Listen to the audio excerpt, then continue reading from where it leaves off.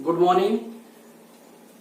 मैं पिंटू कनौजिया, प्रवक्ता, जिला शिक्षा एवं प्रशिक्षण संस्थान रामपुर कारखाना, देवरिया, उत्तर प्रदेश। आप लोग कैसे हैं? पिछले वीडियो में हम आप लोगों से कुछ प्रश्न किए थे। उसमें हम आपसे पूछे थे कि वर्तमान में भारत की प्रति व्यक्ति आय कितनी है। कुछ लोगों ने कमेंट करके बताया था, सही बताया था। मैं आपको बता दूं कि प्रति व्यक्ति आय की गणना दो तरह से की जाती है। एक आधार वर्ष पे, और आप जानते हैं, बताए भी थे पिछले वीडियो में कि वर्तमान में आधार वर्ष जो है वो 2011 और 12 है। आधार वर्ष के आधार पर भारत की राष्ट्रीय आय प्रति व्यक्ति आय वर्तमान में 96,563 है। ये वार्षिक होता है और चालू कीमतों पर अर्थात 2019-20 के कीमतों पे 1,35,050 रुपया प्रति व्यक्ति आया है भारत का। इसी संदर्भ में हम आपसे बात किए थे कि भारत की प्रथम आंकड़ा प्रति व्यक्ति आय से संबंधित दादा भाई नौरोजी ने दिया था और उन्होंने 1867 के आंकड़ों के हिसाब से बताया था कि 1867 में, यानी 66 और 67 में, क्योंकि आप जानते ही हैं कि वित्तीय वर्ष की गणना हमेशा इस तरह से ही की जाती है। जैसे इस समय 2019 और 20 और अगले ये जो सत्र चल रहा है इसकी गणना 2020 और 21 होगा, तो इस आधार पे की जाती है। तो उन्होंने बताया था 1866 और 67 की प्रति व्यक्ति आय 20 रुपया। यहाँ पर मैं आपसे फिर एक अर्थव्यवस्था से संबंधित प्रश्न पूछ रहा हूं, उसका उत्तर आप लोग दीजिएगा कमेंट करके कि इस समय भारतीय अर्थव्यवस्था विश्व की अर्थव्यवस्था में कौन सा स्थान रखती है, यानी कितने नंबर की अर्थव्यवस्था है। आइए अब हम लोग अपने विषय पर आते हैं। आज हम लोग पढ़ेंगे भारत में भारतीय राष्ट्रीय कांग्रेस की स्थापना और उससे जुड़ी हुई बातों के विषय में हम लोग आज अध्ययन करेंगे। तो आइए सबसे पहले हम बात करते हैं भारतीय राष्ट्रीय कांग्रेस की स्थापना की पूर्व पीठिका के विषय में, यानी कि भारतीय राष्ट्रीय कांग्रेस की स्थापना कैसे हुई। देखिए, 1857 के विद्रोह के बाद भारतीय राष्ट्रीय कांग्रेस की स्थापना बहुत महत्वपूर्ण बिंदु है भारतीय राष्ट्रीय आंदोलन में और भारत के इतिहास में। यह एक ऐसा घटनाक्रम है, एक ऐसी घटना है जो भारतीय इतिहास की दिशा को मोड़ देती है और यह संस्था इतना महत्वपूर्ण हो जाती है, जैसा कि आरसी मजूमदार महोदय ने लिखा है कि भारतीय राष्ट्रीय कांग्रेस वह धुरी थी जिसके चारों तरफ भारतीय राष्ट्रीय स्वतंत्रता की विविध घटनाएं घटती हैं। तो आइए उस संस्था की पूर्व पीठिका की बात करें तो हम उस दिन भारत में, पिछले वीडियो में आपको जब हम पढ़ा रहे थे भारत में राष्ट्रवाद का उदय, तो वहां पर मैंने आपको बताया था कि भारत में राष्ट्रवाद के विकास में कुछ राजनीतिक संस्थाओं की भी बड़ी महत्वपूर्ण भूमिका थी।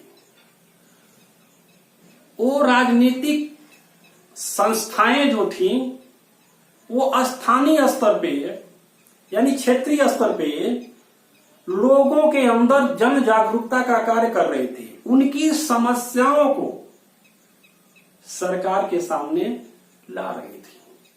आइए उन संस्थाओं के विषय में थोड़ी जानकारी हम लोग प्राप्त कर लें, क्योंकि देखिए यह पॉइंट भी बड़ा महत्वपूर्ण है और कुछ परीक्षाओं में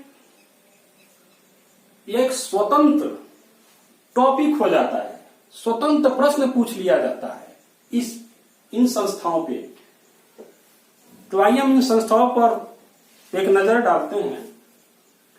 पहली संस्था है बंग भाषा प्रकाशन सभा। इसकी स्थापना 1836 में हुई थी।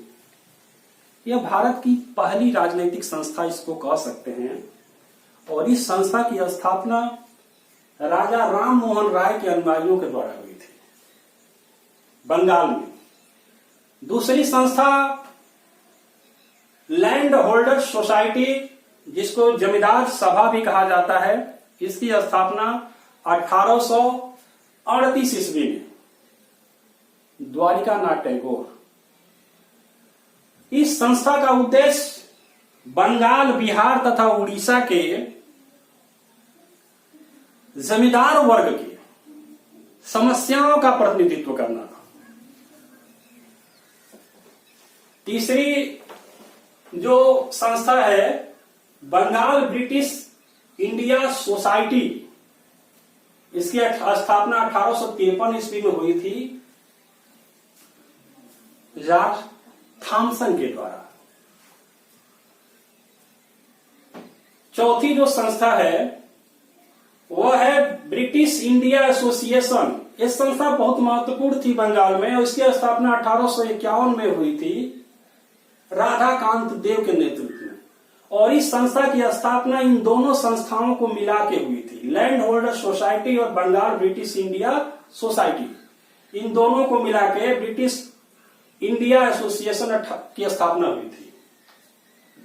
ये जो चारों संस्थाएं हैं ये बंगाल के स्थानीय जनता का प्रतिनिधित्व कर रही है। उसी तरह की संस्थाएं मुंबई में भी यानी महाराष्ट्र में भी स्थापित हो रही हैं। उसमें 3 संस्थाएं हैं। पहली संस्था है बॉम्बे एसोसिएशन 1852, इसकी स्थापना दादा भाई नौरोजी ने की थी। दूसरी संस्था बॉम्बई प्रेसिडेंसी एसोसिएशन 1885, इसकी स्थापना फिरोज शाह मेहता, बदरुद्दीन तैयब जी और केटी टैलन। मैं इन लोगों की बात इसलिए कर रहा हूं कि आप देखेंगे कि ये स्थानीय स्तर के नेता किस तरह प्रयासरत थे कि एक ऐसी संस्था की स्थापना की जाए जो पूरे भारत का प्रतिनिधित्व करे, यानी कि पूर्व पीठिका बन रही हैं और इनके नेता जो है कितने जागरूक और राष्ट्रवादी हैं। दूसरी जो संस्था है वो भी महाराष्ट्र के पुणे में पुनः सार्वजनिक सभा महादेव गोविंद राणाडे। उस दिन मैंने आपको बताया था कि जो आर्थिक कारणों पर चर्चा कर रहे थे।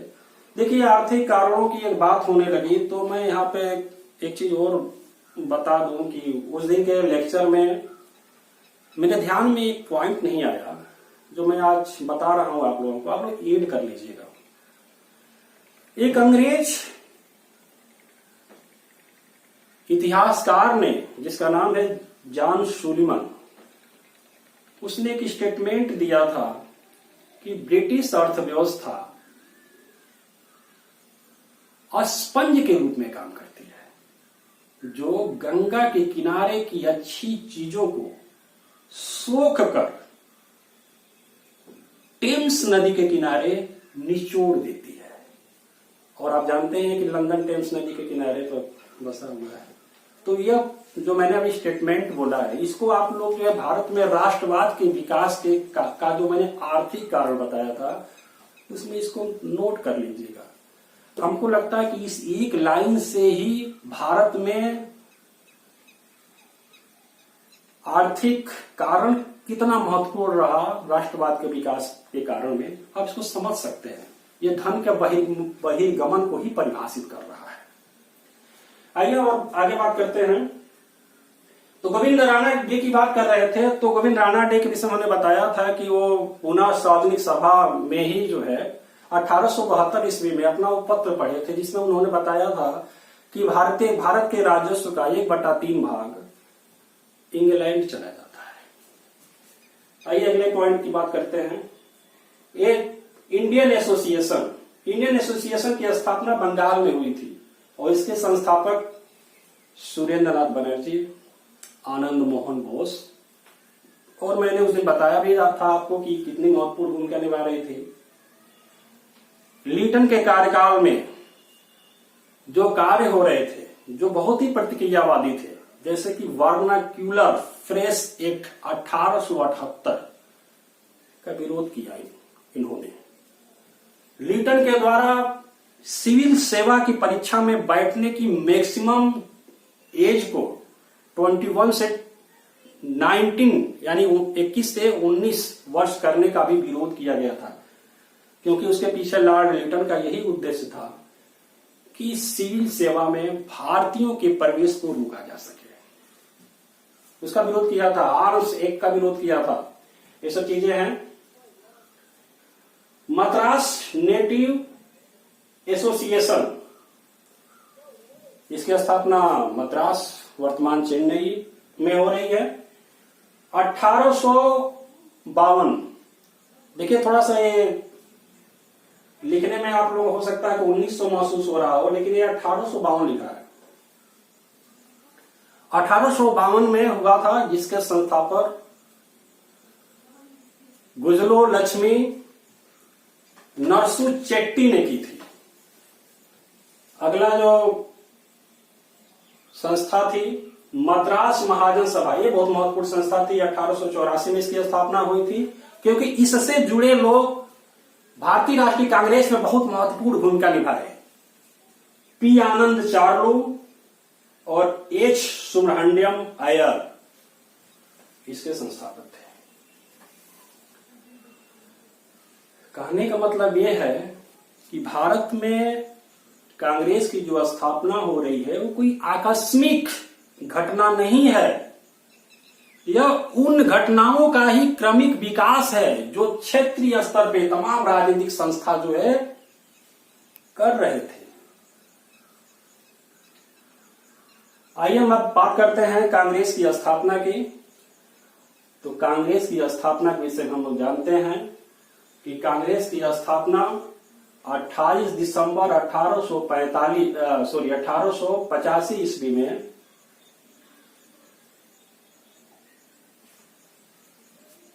गोकुल दास तेजपाल संस्कृत महाविद्यालय ग्वालियर टैंक मुंबई में हुआ था।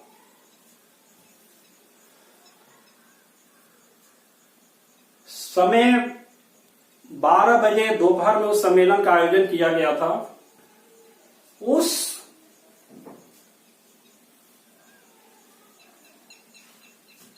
मतलब कि कांग्रेस की स्थापना की बहुत ही इंटरेस्टिंग फैक्ट यह है कि जिस संस्था की स्थापना का प्रयास हमारे देश के तमाम बुद्धिजीवी कर रहे थे, उस संस्थान की स्थापना का श्रेय एक रिटायर्ड अंग्रेज अधिकारी को है, जिसका नाम है ए.ओ. ह्यूम, यानी एलन ऑक्टेवियन ह्यूम। उनके विषय में थोड़ी बात कर ले हम। ए.ओ. ह्यूम इंग्लैंड के रहने वाले थे। 1829 में इनका जन्म हुआ था और 1856 ईस्वी में वो भारत में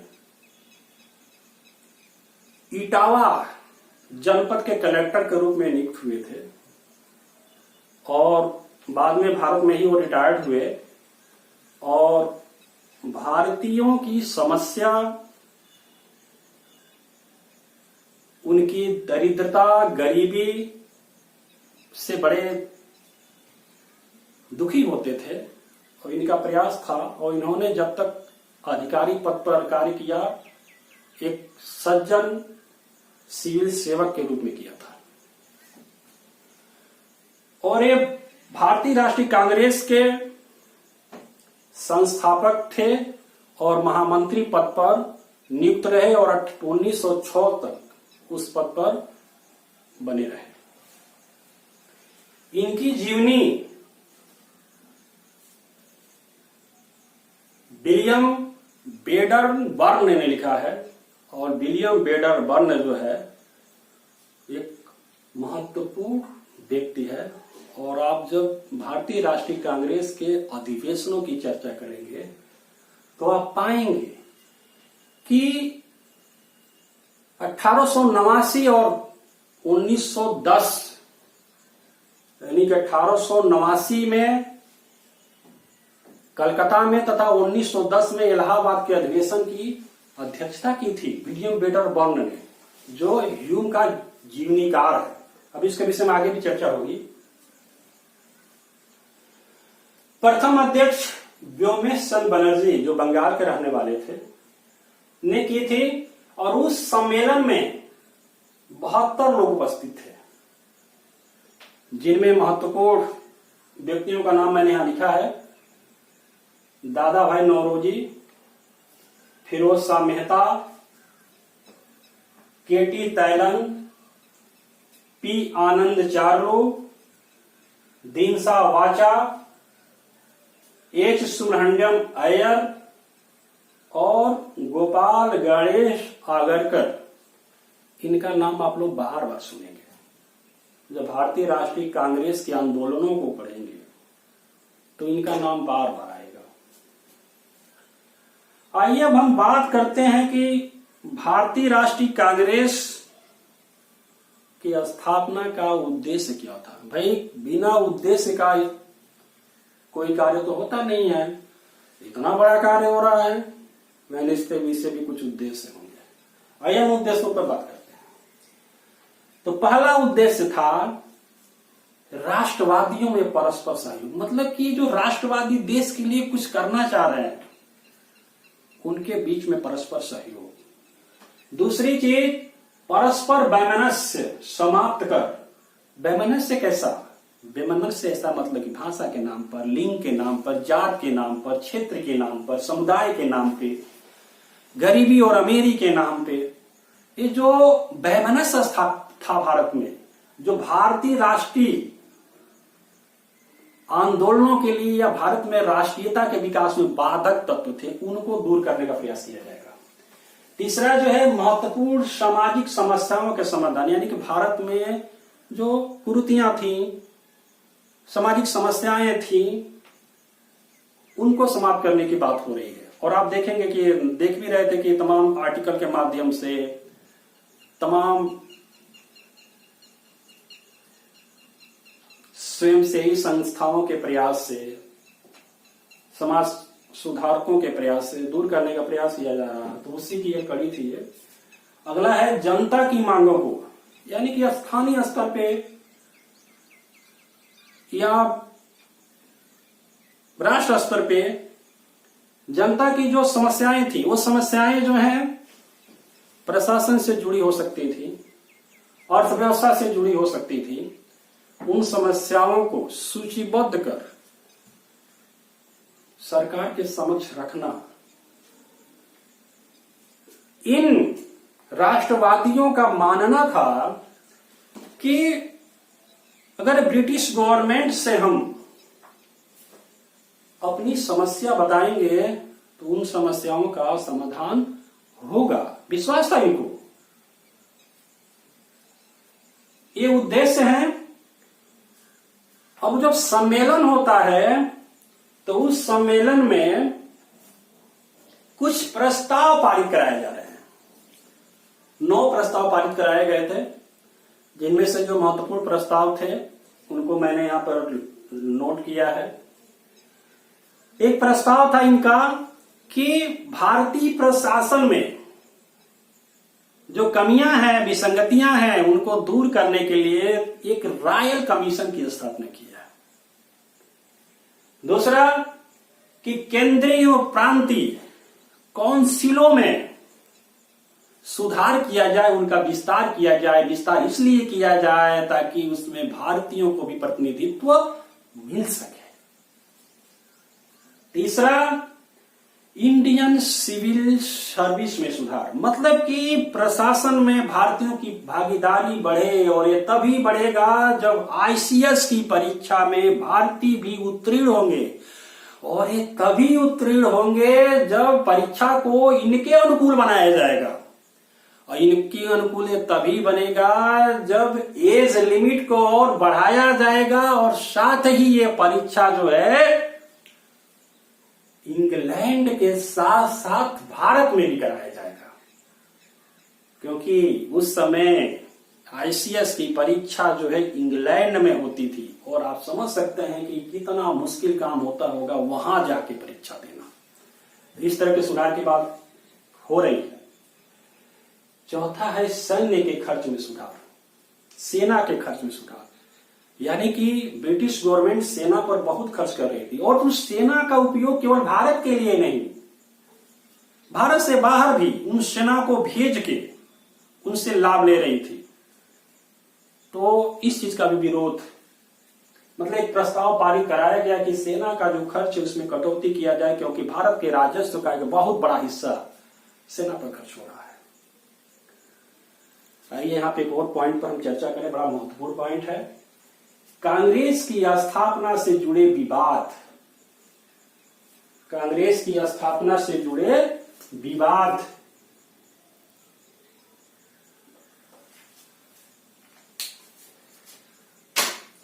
विवाद कैसा?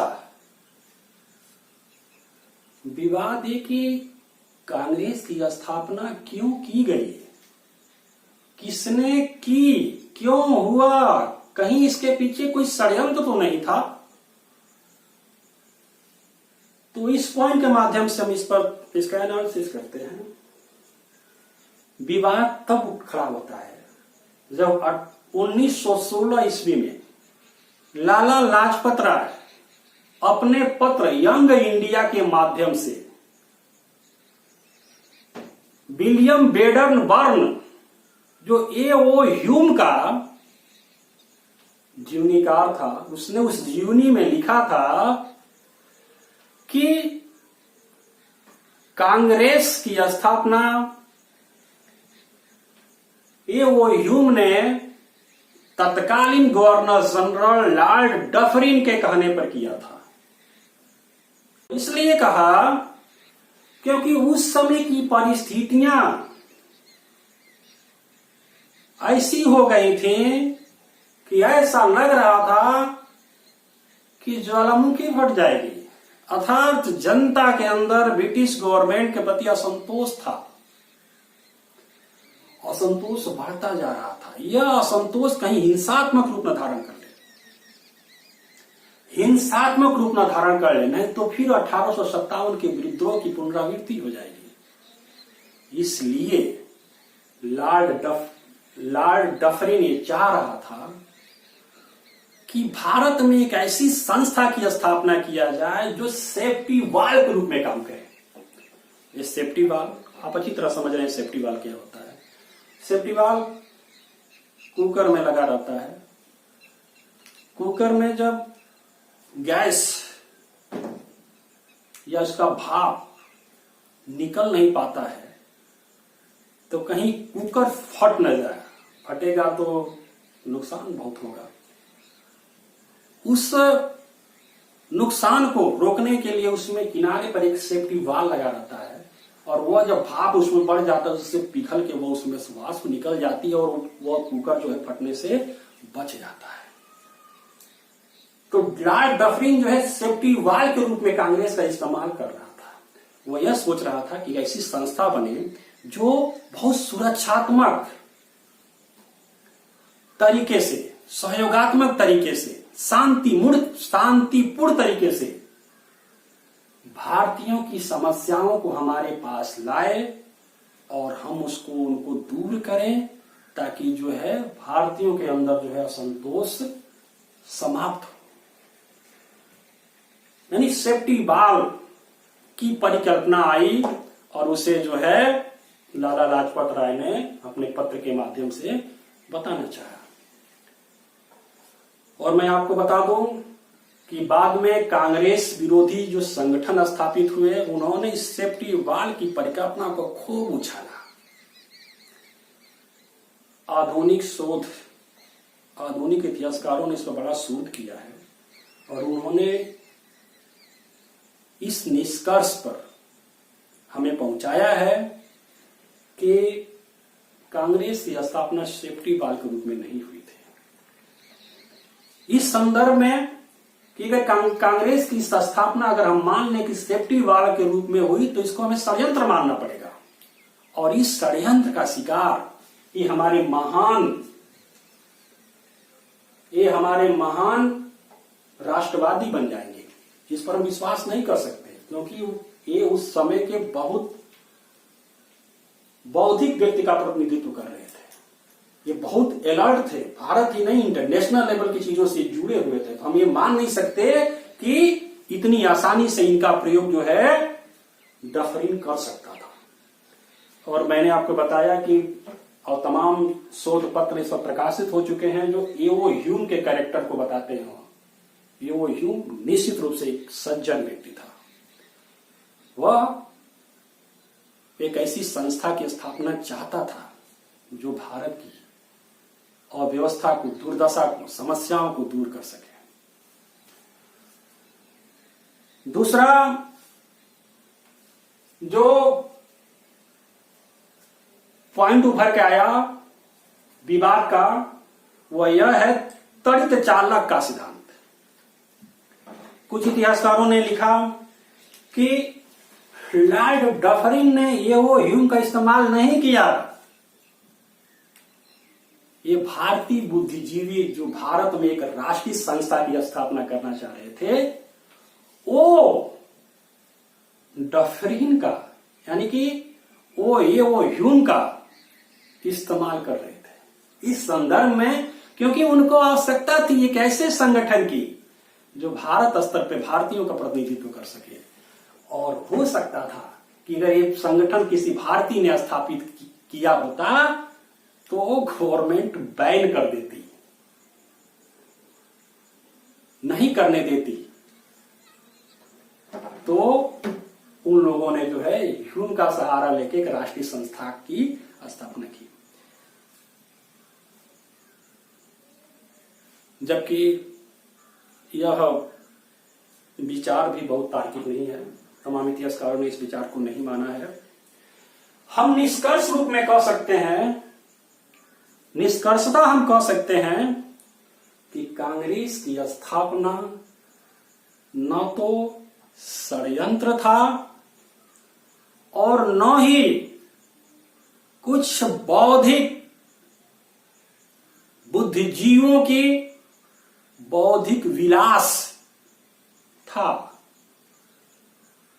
वास्तव में कांग्रेस की स्थापना 19वीं शताब्दी के बाद से ही भारत में स्थापित जनप्रतिनिधित्व क्षेत्रीय संस्थाओं की विकास की कर्मिक परिणति थी, यानी कर्मिक परिणाम था। यानी कि भारत में बढ़ रहे राष्ट्रवादी भावनाओं का परिणाम था। आइए अब बात करें कि कांग्रेस की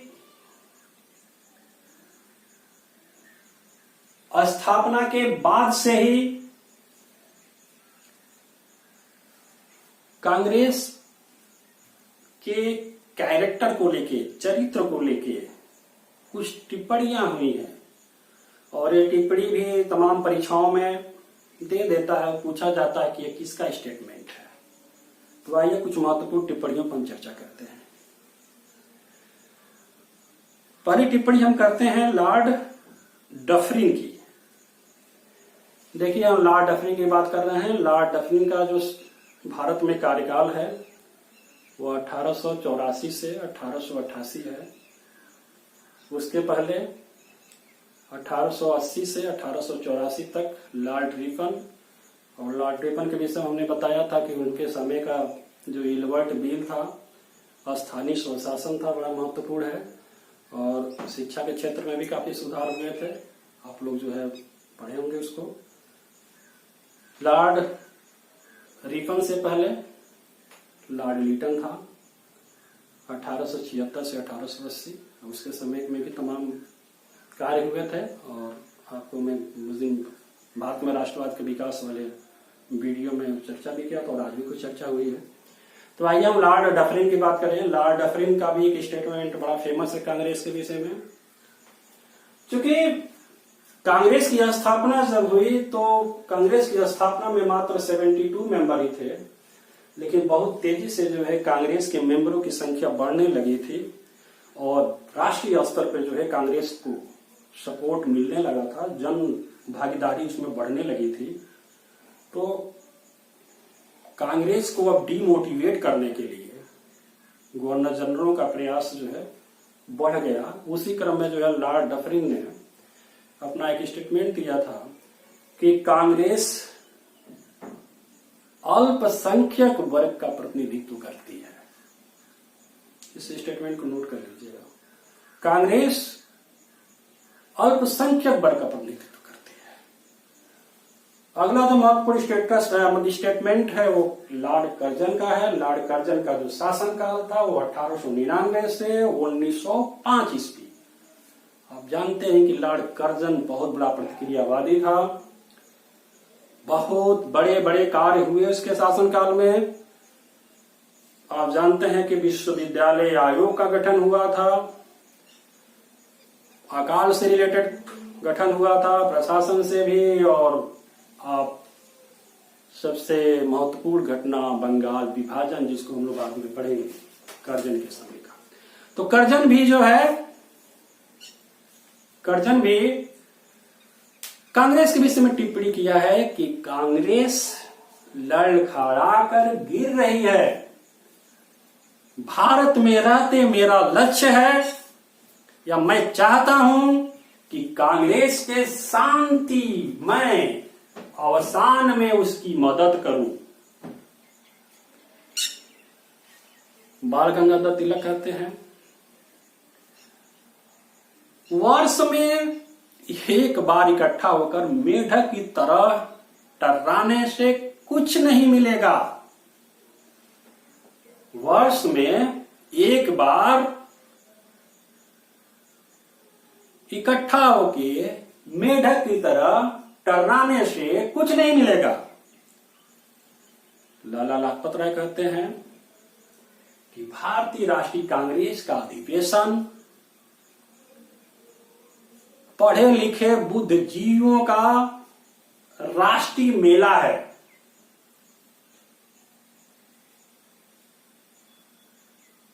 अश्विनी कुमार दत्त कहते हैं भारतीय राष्ट्रीय कांग्रेस का सम्मेलन 3 दिन का तमाशा है। वहीं बंकिम चंद्र चटर्जी कहते हैं कि कांग्रेस के लोग पदों के भूखे हैं, पद के भूखे हैं। ये तमाम फैक्ट हो गए, तमाम बातें हो गई। अगर कोई चीज, कोई फैक्ट न समझ में आ रहा हो तो आप कमेंट करके मुझसे पूछ सकते हैं। मुझे विश्वास है कि ये वीडियो आपको अच्छी लगी होगी, क्योंकि ये वीडियो का उद्देश्य डीएलएड 4th सेमेस्टर के छात्रों के सिलेबस को पूरा कराना है। तो हम चाहेंगे कि आप लोग जो है अधिक से अधिक लोगों तक ये वीडियो पहुंचाएं, इसको शेयर करें।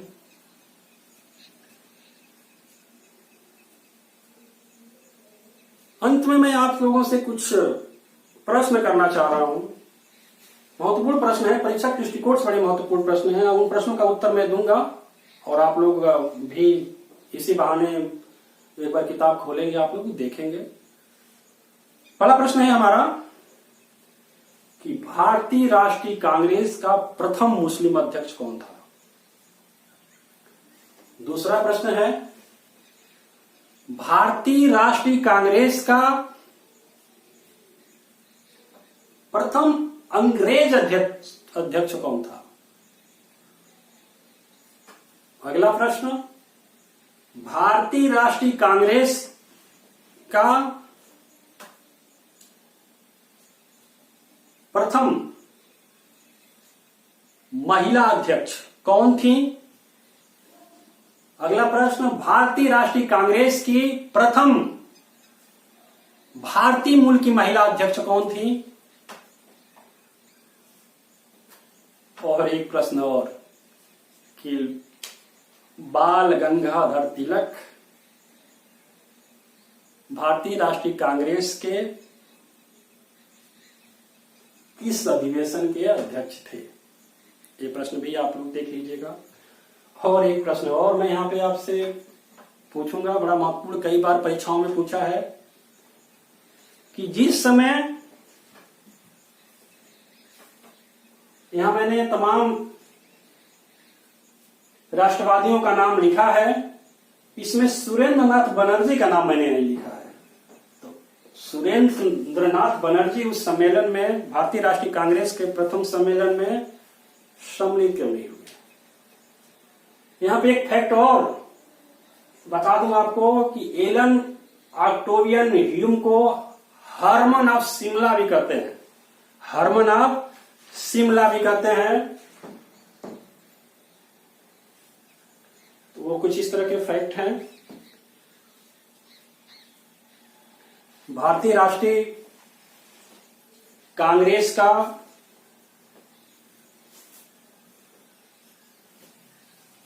पहले कुछ दूसरा ही नाम था जब यह सम्मेलन हुआ था, भारतीय राष्ट्रीय संघ इसका नाम था। और बाद में जो है दादा भाई नौरोजी के कहने पर इस सम्मेलन का नाम भारतीय राष्ट्रीय कांग्रेस रखा गया था। तो इस तरह से हम लोग आज भारतीय राष्ट्रीय कांग्रेस के विषय में कुछ महत्वपूर्ण बिंदुओं पर बात की है। देखिए, परीक्षा दृष्टिकोण से बहुत महत्वपूर्ण होता है और तमाम परीक्षाओं में, केवल आपके डीएलएड के लिए नहीं और बाकी भी तमाम परीक्षाओं में, प्री और मेंस सब में ये बहुत महत्वपूर्ण भूमिका निभाता है। अगला हमारा वीडियो जो है, मैं कोशिश करूंगा कि वो डीएलएड सेकेंड सेमेस्टर के लिए हो, डीएलएड 2019 बैच के सेकेंड सेमेस्टर के लिए हो। इसलिए मैं चाहूंगा कि आप लोग जो है वीडियो को देखें, जरूर देखें और पूरा देखें, ताकि तमाम फैक्ट है वो आपको समझ में आए। नहीं समझ में आता है तो आप फोन पे भी हमारे व्हाट्सएप नंबर से और इस वीडियो के कमेंट बॉक्स में भी जाके कमेंट कर सकते हैं। ठीक है, थैंक्स, धन्यवाद।